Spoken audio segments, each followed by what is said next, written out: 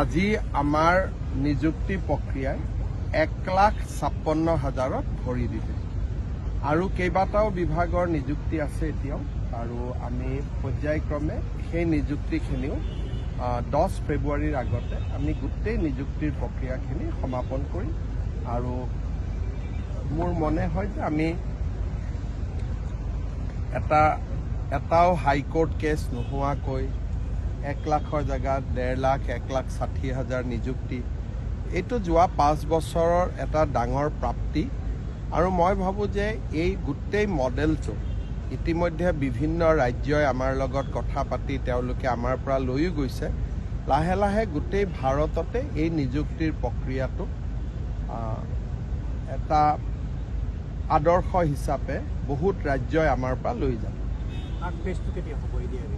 ADR third page ইলেকশ্যনৰ পিছত এইকেইটা দিনটো আৰু নিযুক্তি এইটোতো আৰু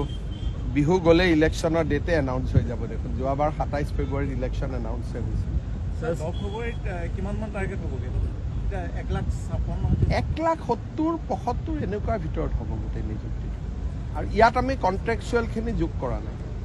যিবিলাক কণ্ট্ৰেকচুৱেল আছে সেইখিনি বেলেগ কণ্ট্ৰেকচুৱেলতো মই লিষ্টখন দিম তাতো 50-60,000 আমি দিছোঁ যোৱা 5 বছৰ কিন্তু এতিয়ালৈকে মই কণ্ট্ৰেকচুৱেলৰ লিষ্টখন বনোৱা নাই কাৰণ আমি ৰেগুলাৰ এপইণ্টমেণ্টখিনি এতিয়া কৈ আছোঁ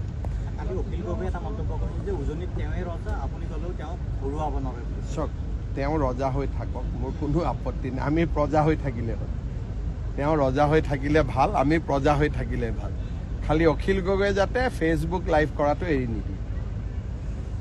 ৰাতি চাই ভাল লাগে যোৱাকালি কি কৈছে তেওঁ ইংলেণ্ড আমেৰিকাৰ পৰা উকিল আনিব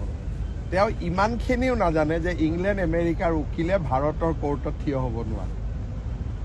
আইন মতেই থিয় হ'ব নোৱাৰে ফৰেন এডভোকেট ইণ্ডিয়াৰ কোৰ্টত ঠাৰাই হ'ব নোৱাৰে এইটো আইনগতভাৱে বেন কৰা আছে তেওঁৰ ইমানখিনিও জ্ঞান নাই সেইকাৰণে তেওঁ এজন এণ্টাৰটেইনমেণ্ট দিয়ে আপুনি এণ্টাৰটেইনমেণ্ট লওক ৰাতি শুনক আৰাম পাব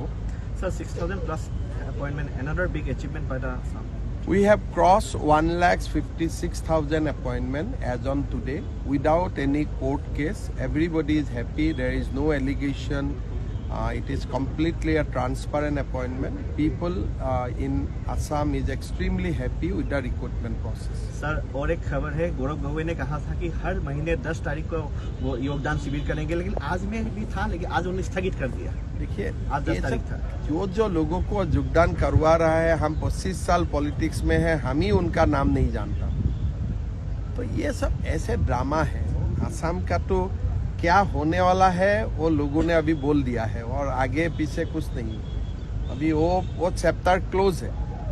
लोगों ने मन बना लिया किसको वोट देना है किसको नहीं देना है